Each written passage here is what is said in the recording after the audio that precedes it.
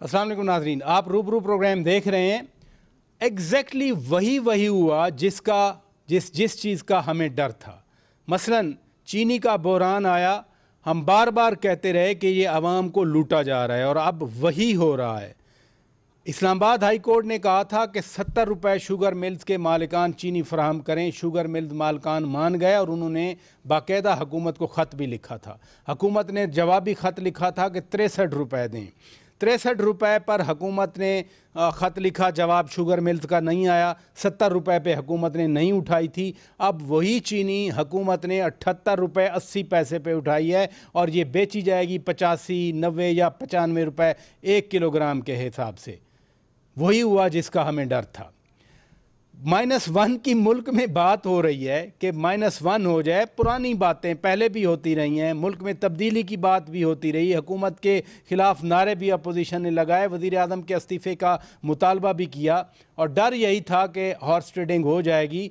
अब आज पंजाब से ताल्लुक़ रखने वाले नून लीग के 6 और पीपल्स पार्टी के 1 MPA जाकर वज़ीर आला से फिर मिले। अब डर यही है कि अब फिर हॉर्स ट्रेडिंग का दौर पाकिस्तान में क्यों ना शुरू हो जाए, क्योंकि ये पैगाम न सिर्फ नून के लिए बल्कि सियासी हल्के समझते हैं कि ये पैगाम फिर काफ लीग के लिए भी है। हमें यही डर था कि PIA के पायलट्स के हवाले से जो बात उठी है वो दूर तक जाएगी और वो दूर तक चली गई। जो वज़ीर हवाबाजी ने कराची हादसे की रिपोर्ट पढ़ते पढ़ते पायलट्स के ख़िलाफ़ जो जहर उगला और जिस तरह से इस रिपोर्ट का कंटेंट उन्होंने पढ़ा, उसके बाद आज यूरोपियन यूनियन के मुतल्लिका नुमाइंदे ने कह दिया कि हमने तो PIA पे जो पाबंदी लगाई है वो वज़ीर हवाबाजी और पाकिस्तान के वज़ीर हवाबाजी के बयान के बाद लगाई है। ये हमारे मौज़ूआत हैं और हम बात करेंगे नून लीग के रहनुमाओं से, पीपल्स पार्टी MQM और PTI के रहनुमाओं से। लेकिन सबसे पहले बात करते हैं मुस्लिम लीग नून पंजाब के सदर राना सलामुल्लाह साहब से। अस्सलाम वालेकुम राना साहब। जी वालेकुम सलाम। राना साहब, आप पंजाब मुस्लिम लीग नून के सदर हैं। आज भी आपकी पार्टी के कुछ MPAs जाकर चीफ मिनिस्टर पंजाब से मिले। पार्टी कहती है कि इनके खिलाफ कोई एक्शन लिया जाए, लेकिन पहले भी ये मिलते रहे, कोई एक्शन नहीं हुआ। कहीं पार्टी खुद तो ब्लैकमेल नहीं हो रही इनके हाथों? देखें, ये 7 या 8 लोग थे जो एक साल पहले जो है वो मिले थे उस वक्त वज़ीर आज़म से, उसके बाद फिर वज़ीर आला से। तो मुझे तो बड़ी हैरानगी है कि हुकूमत अपनी तमाम तर कोशिशों के बावजूद उसमें कोई 1-2 लोगों की कमी हुई है, उसमें कोई इजाफा नहीं कर सकी। और फिर वो लोग जो है वो जो ख़बर आई है उसके मुताबिक वो लोग अपने हलके के मसाइल के लिए, को अपने इलाके के मसाइल के लिए जो है वो मिले हैं। और इससे पहले जब वो लास्ट टाइम मिले थे तो हमने इनको नोटिस दिया था पार्टी ने, तो उसके जवाब में भी इन्होंने कहा कि जी हम पार्टी के साथ हैं, पार्टी के वफादार हैं। हमारे हलके के कुछ मसाइल थे, तो क्योंकि अपोजिशन को हुकूमत जो है वो बिल्कुल कोई फंड्स वगैरह नहीं दे रही, तो उस मकसद के लिए हम जो है वहाँ पे गए थे। बाकी हम हर तरह से पार्टी के साथ खड़े हैं। और अभी ये जो लोग गए थे उनमें से कोई 2-3 लोग तो पिछले हफ्ते मुझे मिले भी हैं। और अब जिस दिन बजट के ऊपर एहतजाज किया है हमारी पार्लिमानी पार्टी ने यहाँ पे पंजाब असम्बली में, तो ये लोग बाकायदा हुकूमत के ख़िलाफ़ बैनर उठा के साथ खड़े थे। ये तो मैंने तो इस बात पे हमारे जो पार्लिमानी लीडर हैं पंजाब असम्बली में हमजा शहबाज साहब, मैंने तो उनको मुबारकबाद पेश की है कि आपकी बड़ी अच्छी परफॉर्मेंस है, बड़ी अच्छी आपकी ग्रिप है, आप लीड कर रहे हैं पार्लिमानी पार्टी को पंजाब असम्बली में कि हुकूमत के तमाम तर वसाइल और कोशिशों के बावजूद जो है ये उधर के उधर ही हैं जो साल पहले थे, उसमें कोई इजाफा नहीं कर सके। ये जाके मिलते हैं राना साहब, ये जाके मिलते हैं बार बार। इधर प्राइम मिनिस्टर साहब से भी मिले थे आकर, फिर वो तड़ियाँ भी देते थे कि जी नून लीग अगर हमारे खिलाफ कोई एक्शन ले सकती है तो ले। ये निशात डाहा कह रहा था।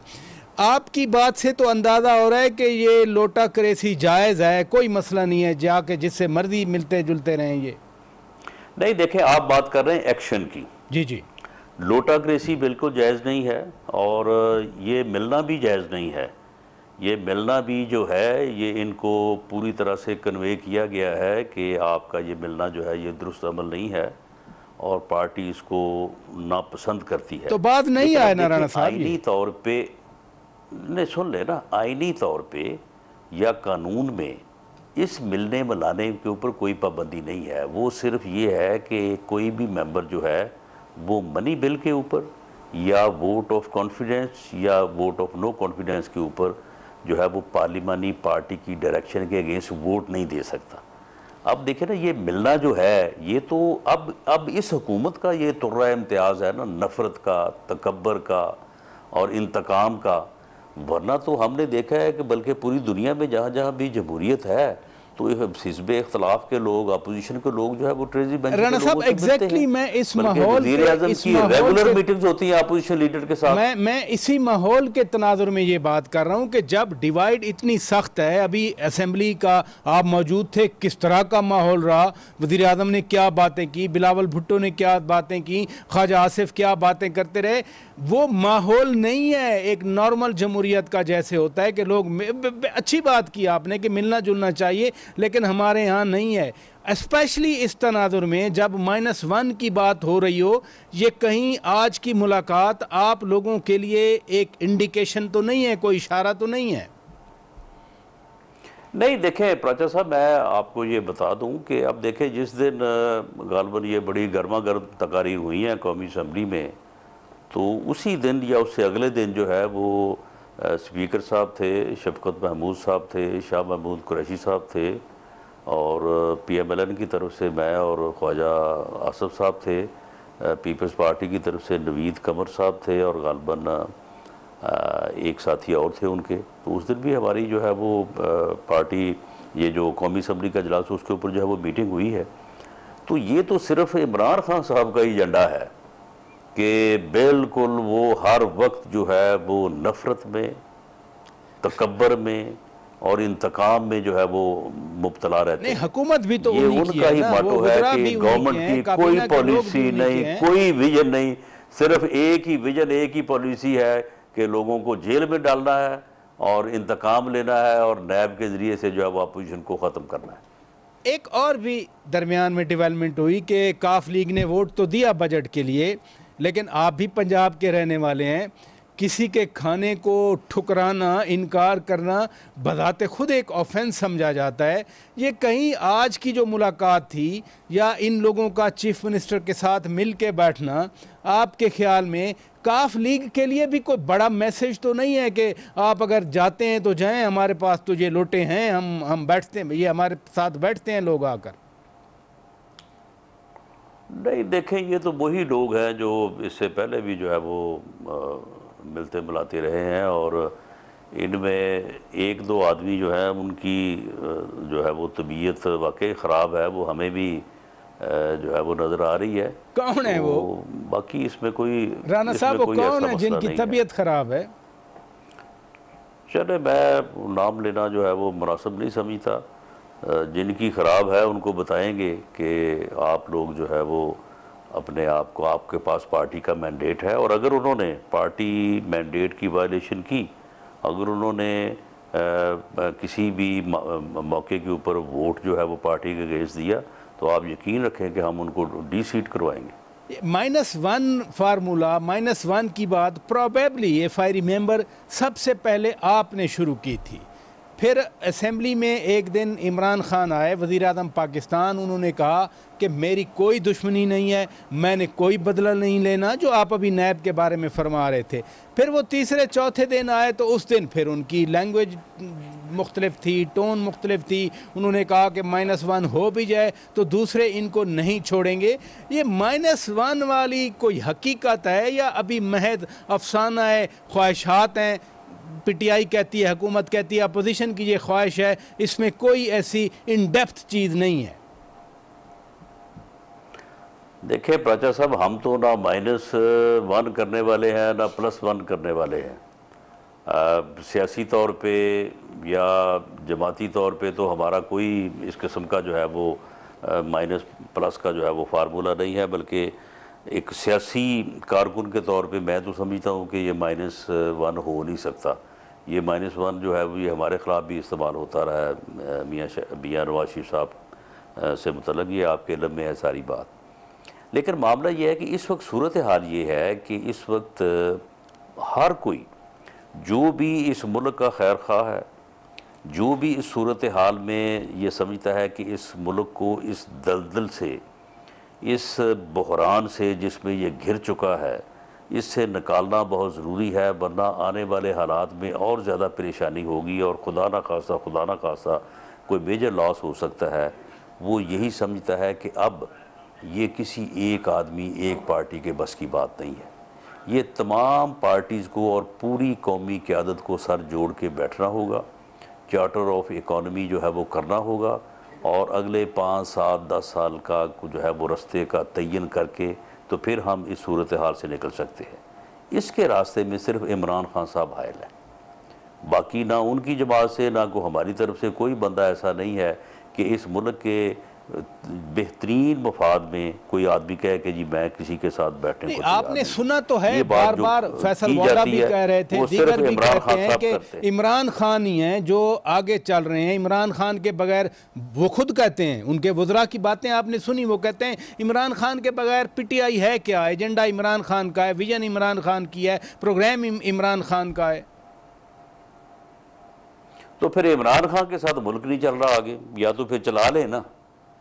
ये फिर चीनी बहरान में आपने देख लिया, आपने अद्वियात के बहरान में, ये आटा डकैती में, और अब आपने पेट्रोल जो है वो बहरान या माफिया को आपने देखा नहीं। इन्होंने बैठ के उसको 48 घंटे की जो है वो वार्निंग दी थी, लेकिन यहाँ पे 15-20 दिन 3 हफ्ते लोगों को सस्ता पेट्रोल नहीं मिला, जब तक महंगा नहीं हुआ था। लोग खज्जल होते रहे और जिस दिन महंगा हो गया उस दिन के बाद आप चाहे जो है वो जितना मर्जी ले लें, कोई शॉर्टेज का नामो निशान नहीं है। तो आप मुझे बताएं कि फिर इस तरह से फिर जो है ये मुल्क अगर इस तरह से चलाना है तो ये आपने जो है वो 1.5 साल चला लिया है, उसके बाद अब कोरोना ने चला दिया है आपको 6 माह। अब जब कोरोना भी नहीं रहेगा तो फिर उसके बाद जो है वो फिर आपसे जो है वो फिर इस तरह से तो नहीं। आपने चीनी की बात की, मैं बड़ा हैरान हूँ राना साहब, चीनी की आपने बात की, ये कैसी सोच है, कैसी प्लानिंग है कि अदालत के हुक्म पर शुगर मिल्स वालों ने कहा कि हम 70 रुपए देते हैं। उन्होंने ख़त लिखा यूटिलिटी स्टोर को, वजारत सनत पैदावार के अंडर है, इन्होंने आगे से उनको ख़त लिखा कि आप हमें 63 रुपए दें ताकि हम 70 रुपए दें आवाम को। उसके बाद अब इन्होंने 78 रुपए 80 पैसे उठाई है और यकीनन फिर 85-90 रुपए आवाम को मिलेगी। आज भी डॉक्टर शहबाज गिल, वो इंडिविजुअल नहीं है, वो वज़ीर आज़म के मामने खसूसी हैं, उन्होंने बाकायदा एक्सप्लेन किया है, उन्होंने जस्टिफाई करने की कोशिश की है। आप भी फैसलाबाद से हैं, डॉक्टर शहबाज गिल साहब भी फैसलाबाद से हैं। ये अवाम तो लुटती रहेगी, चाहे असम्बलियों में तकरीरें होती रहें, आप जो मर्जी कहते रहें, कहाँ 63 कहाँ 70, बल्कि 52 से शुरू करें। जब आपकी हुकूमत गई 52 रुपए चीनी थी, अब वो 85, 90, 95 रुपए मिल रही है। कोई गरीबों को पूछने वाला, आवाम का दुख बांटने वाला है कोई या नहीं है? प्राचा साहब आप इसका जवाब ले लें। आप मुझे ये बताएं कि ये ताने दे रहे हैं कि जी ये शुगर मिलें जो है वो शरीफ फैमिली की थी, फलां की थी, फलां की थी। ये भी कहते हैं कि जी हम फैक्ट्रियां बनाने नहीं आए, ये फैक्ट्रियां बनाते थे। आप मुझे बताएं कि 2013 में क्या रेट था? 2013 में भी यही रेट था 52 और 2018 में भी यही था। उस वक्त ये माफियाज कहाँ थे? उस वक्त ये सट्टेबाज कहाँ थे? उस वक्त ये कमीशन एजेंट कहाँ थे? उस वक्त ये सारी खराबियाँ कहाँ थी जिन खराबियों का इन्होंने वो फोरेंसिक रिपोर्ट में जिक्र किया है और बाद में कहा है कि जी हमने बहुत बड़ा एहसान कर दिया कौम पे कि फोरेंसिक रिपोर्ट बनवा के हमने जारी कर दी है। वो भाई जो इंक्वायरी कमीशन एक्ट है 2017, उसके तहत आप इसको रोक ही नहीं सकते। उससे पहले जो है आप गवर्नमेंट के पास इख्तियार था कि आप उसको ना करें, अब तो आप उसको रख ही नहीं सकते, आपको पब्लिक करना लाजम है। और ये तरमीम जो है ये 29 मार्च 2017 को मियाँ नवाज शरीफ की गवर्नमेंट में हुई है, उसका ये खामखाई जो है वो क्रेडिट लेते जा रहे हैं।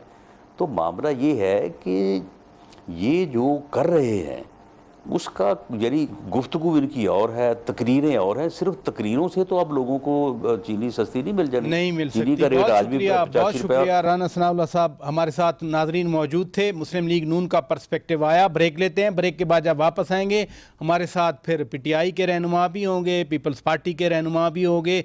हम इन्हीं अमूर पर डिस्कशन को आगे बढ़ाएंगे। Stay with us.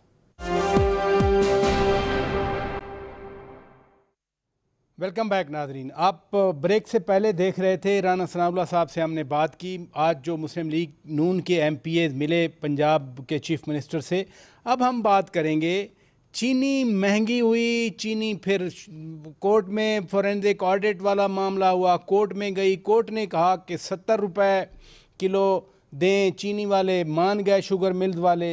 हुकूमत को ख़त लिखा, हुकूमत ने कहा 63 रुपये दें, लेकिन ना हुआ। फिर अब हुकूमत 78 रुपये पे मान गई। इसी तरह पीआईए के हवाले से भी जो बदनामी हुई पाकिस्तान की, इन अमूर पर हम बात करेंगे। इस वक्त हमारे साथ मौजूद हैं कमल शौदब साहिबा, पीटीआई के रुकन कौमी असम्बली हैं। हमारे साथ मौजूद हैं शर्मिला फारूकी साहिबा, पीपल्स पार्टी की रहनुमा हैं। और हमारे साथ मौजूद हैं सेनेटर मियाँ अतीक साहब, एमकेएम पाकिस्तान के रहनुमा हैं। कमल शौदब साहिबा, ये चीनी के हवाले से बड़ी अजीब सी डेवलपमेंट्स हो रही हैं। यानी 70 रुपये अदालत के कहने पे शुगर मिल वालों ने कहा था हम देते हैं, लेकिन हुकूमत नहीं मानी, 63 का ख़त लिख दिया। अब 78 रुपये 80 पैसे यूटिलिटी स्टोर ख़रीद रहा है। अवाम तो रुल गए, वही फिर 85, 90, 95 रुपये लोगों को मिलती रहेगी चीनी। बिस्मिल्लाहिर्रहमानिर्रहीम। देखिए पराचा साहब, बात सारी है कि अगर सुप्रीम कोर्ट या हाई कोर्ट जो है वो 70 रुपये नहीं करा सकी, तो इसका मतलब है कि कोई ना कोई एलिमेंट्स ऐसे मौजूद हैं। और जो शुगर रिपोर्ट कमीशन ने आगे फॉरवर्ड की है, जाहिर है जब उसमें ट्रांसपेरेंसी होगी, उस सारे सिस्टम की क्लिनजिंग होगी, तभी आपको उसके बेनिफिट्स नजर आने शुगर मिल्स ने कहा था हम 70 रुपये देने के लिए तैयार हैं, आप उठा लें।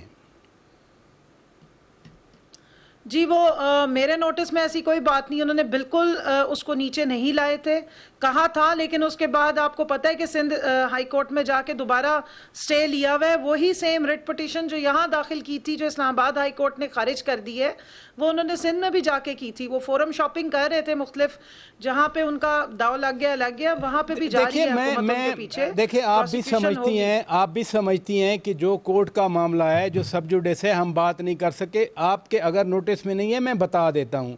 अदालत ने कहा 70 रुपये लोगों को दें, शुगर मिल्स वाले मान गए। उन्होंने यूटिलिटी स्टोर्स को ख़त लिखा, फिर वजारत इंडस्ट्रीज़ की तरफ से, प्रोडक्शन की तरफ से ख़त गया शुगर मिल वालों को कि आप 70 की बजाय 63 रुपये हमें दें। वो 63 पे नहीं माने। अब अचानक 70 की बजाय यूटिलिटी स्टोर 78 रुपये 80 पैसे ले रही है चीनी लोगों से।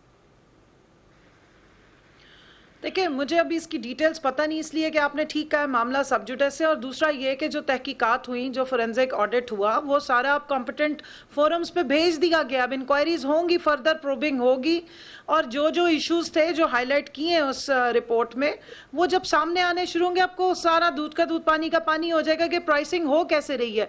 मसला सारा ये कि सब स्टैंडर्ड चीनी बनती है और उसकी प्राइस भी ज़्यादा होती है। इसलिए जब आप वो एक्सपोर्ट के लिए, जिस तरह वज़ीर आज़म साहब ने बयान किया था फोरम पे भी, कि जब आप एक्सपोर्ट करने के लिए उसको ऑफर करते हैं तो आगे से ये बताया जाता है कि सब स्टैंडर्ड आपकी चीनी है और पैसे ज़्यादा है। चले तो इधर रुकिएगा, वो सारा निज़ाम जो है वो उसको खोल के सामने इधर रुकिएगा। शर्मिला फारूकी, ये तो अभी day to day, Sharmila Farooqui साहिबा, ये मैं बिल्कुल जरा इसको कंक्लूड होने दें इंशाल्लाह, ये मामला वंस फॉर एवर। चले इधर रुकिएगा। शर्मिला फारूकी साहिबा, इस वक्त मैं सब स्टैंडर्ड चीनी, अच्छी क्वालिटी, बुरी क्वालिटी की बात नहीं कर रहा, मैं आम आदमी की बात कर रहा हूँ कि अदालत इस्लामाबाद हाई कोर्ट ने 70 रुपये कहा था, शुगर मिल्स वाले मान गए थे, उन्होंने हुकूमत को ख़त लिखा, हुकूमत उस पर नहीं मानी, 63 पे आ गई थी। आपको मालूम है कोई अवाम का, कोई हम जैसे पाकिस्तानियों का कोई ऐसा आदमी है जो उनका बोले, उनका पूछे, उनकी बात आगे करे? अब वही मैं बता रहा हूँ, 85 रुपये चीनी मिलेगी या 90 या 95, जो डर था वही हो रहा है। जी शुक्रिया पराचा साहब, आपने बिल्कुल सही फरमाया। बात यह है कि इस हुकूमत से किसी किस्म की भी कोई रिलीफ आवाम के लिए उसकी तवक्को ना रखें आप, क्योंकि जो आवाम के मसाइल हैं उससे ये बहुत दूर हैं। इनको कोई दिलचस्पी नहीं है कि आवाम को चीनी मिल रही है या नहीं मिल रही है, या महंगे दाम मिल रही है, आटा मिल रहा है कि नहीं मिल रहा, दवाइयाँ मिल रही हैं कि नहीं मिल रही, पेट्रोल मिल रहा है कि नहीं मिल रहा। ये इतनी अजीबो-गरीब बात है। देखिए कंवल साहिबा डेफिनिटली एक बहुत ही डिफिकल्ट सिचुएशन में आपने उनसे सवाल पूछा, लेकिन ये इस तरह जवाब देते हैं जैसे कि ये ऑपोजिशन में। अगर मैं ये कहूँ कि जी ये हो रहा है, वो हो रहा है, वो सस्ती है, वो सब स्टैंडर्ड फला है, तो चलें आप मेरी जो ये एक कंटेंशन है उसको शायद आप तस्लीम कर लें। लेकिन जब आप हुकूमत में होते हैं ना, आप रियासत होते हैं, फिर आप ये जवाब नहीं देते कि जी हम देख लेंगे, इंक्वायरी कर लेंगे, फला कर लें। इस पे तो इंक्वायरी भी हो गई, फोरेंसिक रिपोर्ट भी आ गई, जो लोग इसमें मुलव्वस थे वो लंदन में बैठे हुए अपना जहाज लेके, दूसरे को एक बड़ी वजारत मिल गई। तो मुझे आप ये बताइए, पिछले दिनों तो यूटिलिटी स्टोर्स के अंदर भी चीनी और आटे की किल्लत थी, वहां भी मुयस्सर नहीं थी।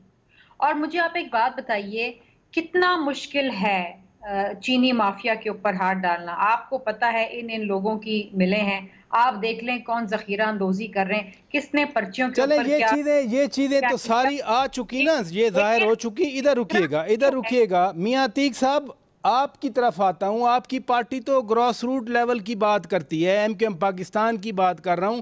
ये सारा कुछ आपके सामने हो रहा है, आप इत्तेहादी हैं, काबीना में भी आपके नुमाइंदे बैठते हैं, अवाम का कोई पुरसान हाल है वैसे?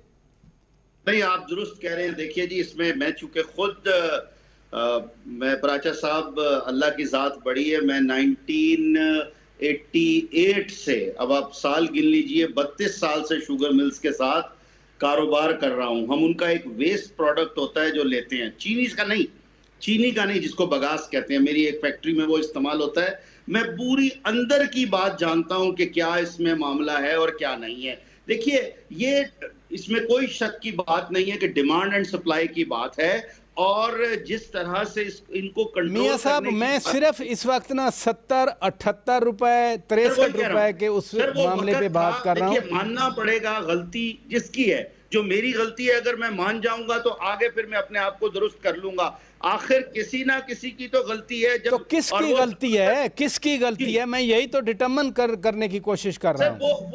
वो जो यूटिलिटी स्टोर्स के अंदर लोग बैठे हुए हैं, और जो उन्होंने भी, मेरी चूंकि बात हुई है इस पर इसलिए कि जो मिनिस्ट्री ऑफ फाइनेंस के अंडर वो आता है, जिस वक्त में उन्होंने उनसे बात की, या कंट्रोलिंग अथॉरिटी जो भी उनके साथ जॉइंट सेक्रेटरी साहब बैठते हैं, उन्होंने कहा नहीं इस रेट पे नहीं लेना। अच्छा जी, मना हो गया।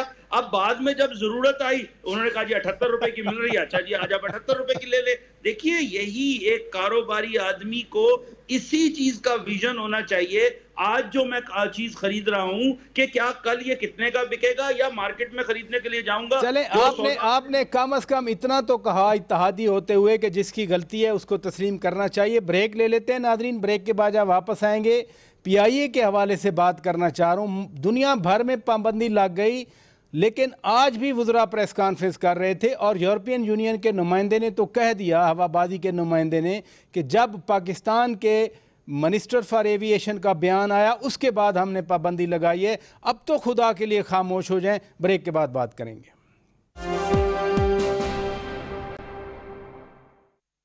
वेलकम बैक नाजरीन। कमल शोदब साहिबा, आपने बड़ी अच्छी बात की, इन प्रिंसिपल जो बात करनी चाहिए आपने असूल की। ये पीआईए का मामला इतना गंभीर हो चुका कि दुनिया भर में अब पीआईए बदनाम हो गया है। अब तो खुदा के लिए खामोशी अख्तियार की जाए।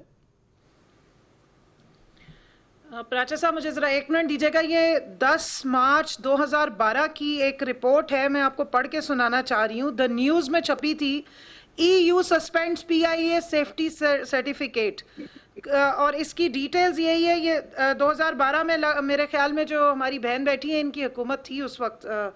तो ये कोई पहली दफ़ा हुआ नहीं है। दूसरा, मैं आपको एक और बता दूं, एक शेर के साथ के शहर लुट गया और काजी को गवाह चाहिए।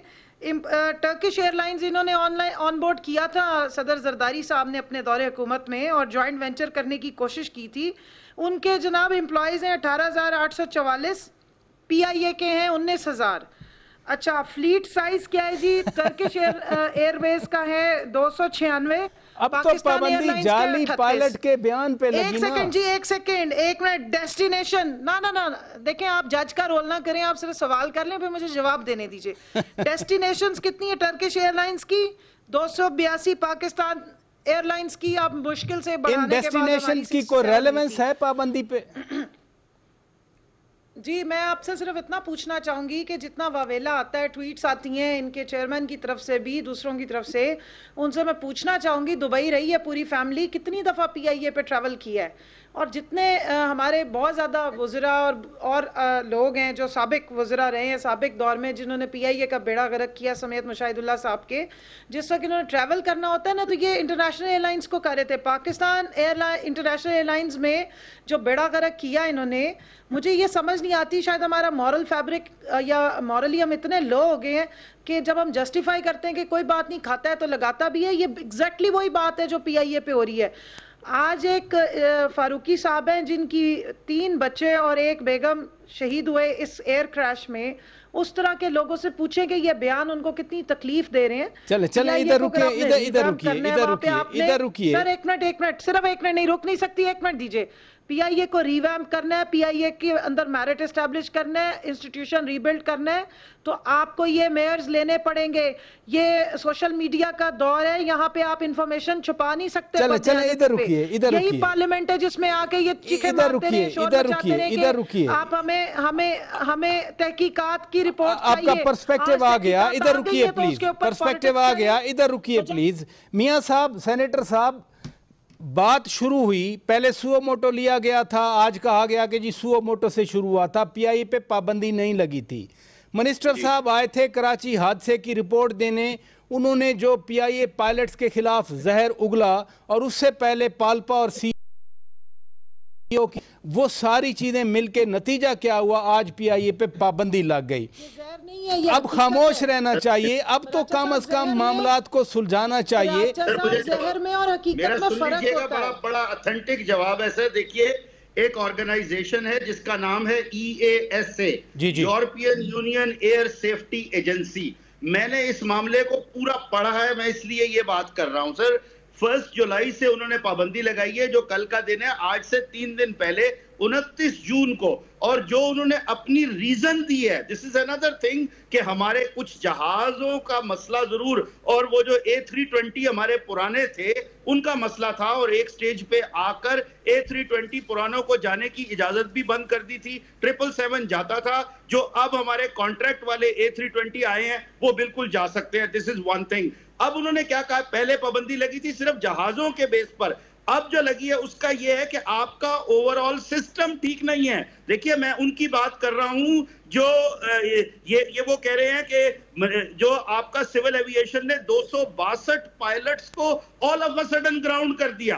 देखिए, ये तो दुनिया में कहीं नहीं होता कि आपने जो लोग ठीक थे इनको मानना चाहिए। जो अगेन मैं कहूंगा कि जो जिसकी गलती है उसको मानना चाहिए। मेरे लिए काबिल एहतराम है मिनिस्टर साहब, हमारे और आपके शहर के नजदीकी रहते हैं वो, कि मिनिस्टर साहब का इस तरह का बयान कि हमने सारे के सारे पायलट्स को जो है ना जी वो ग्राउंड कर दिया, अब वो किस तरफ लेकर जाना चाहते हैं? अब वो इस तरफ लेकर जाना चाहते हैं कि 2010 में आपने इतने पायलट गलत भर्ती किए, 2011 में आपने इतने पायलट गलत, ठीक है, ओके, मान लिया। मियां साहब, बात आ गई, क्लियर हो गई मुझे। इधर रुकिएगा प्लीज, इधर रुकिएगा। शर्मिला फारूकी साहिबा, ये बताइए कि मामला जाली पायलट से शुरू हुआ, हुकूमत रिफॉर्म करना चाह रही, अच्छी बात है, रिफॉर्म करे, लेकिन जिस तरह से ये ब्लो अप हुआ और जो कॉन्सिक्वेंसेज आए अब आपके सामने हैं, क्या तहकीकात होनी चाहिए कि मिनिस्टर कराची हादसे की रिपोर्ट दे रहा था, ये पायलट वाला मटेरियल किसने डाला उनके बयान में?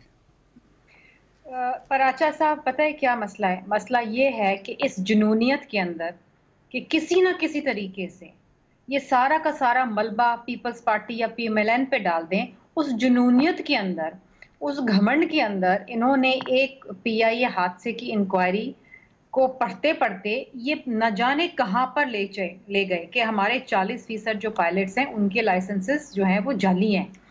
अच्छा, अब मज़े की बात ये है, चले हम तो पुराने और गंदे हैं और पुराने पाकिस्तान से हमारा ताल्लुक है।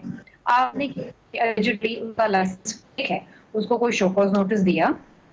कभी आप इससे पहले असेंबली के फ्लोर पे आके आपने बात की या कोई इंटरनल इंक्वायरी की या सिविल एविएशन अथॉरिटी पूछा? अच्छा, सिविल एविएशन अथॉरिटी जो लाइसेंसेस इशू करता है वो एक अलग इदारा है। PIA का जो क्रैश हुआ है जहाज का, वो एक अलग बहुत ट्रैजिक मसला है।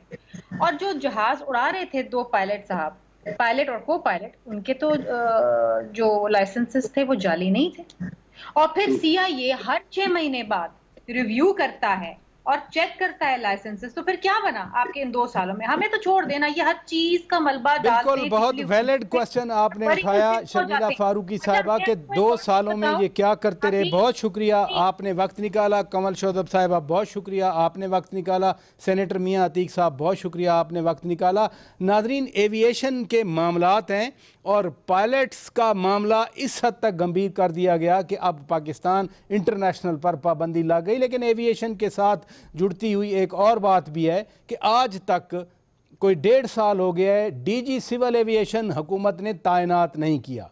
लेकिन एविएशन और PIA के हवाले से आज कम से कम एक मुस्बत बात हुई कि रूजवेल्ट होटल, जो कि न्यूयॉर्क में अक़वाम मुत्तहिदा के बिल्कुल करीब वाक़या है, उसको जो प्राइवेटाइज़ करने की बातें थीं, आज हुकूमत ने कहा कि हम प्राइवेटाइज़ नहीं करेंगे। एक अच्छी बात ज़रूर हुई है। अपने मेज़बान शौकत पराचा को इजाज़त दीजिए। खुदा हाफिज़।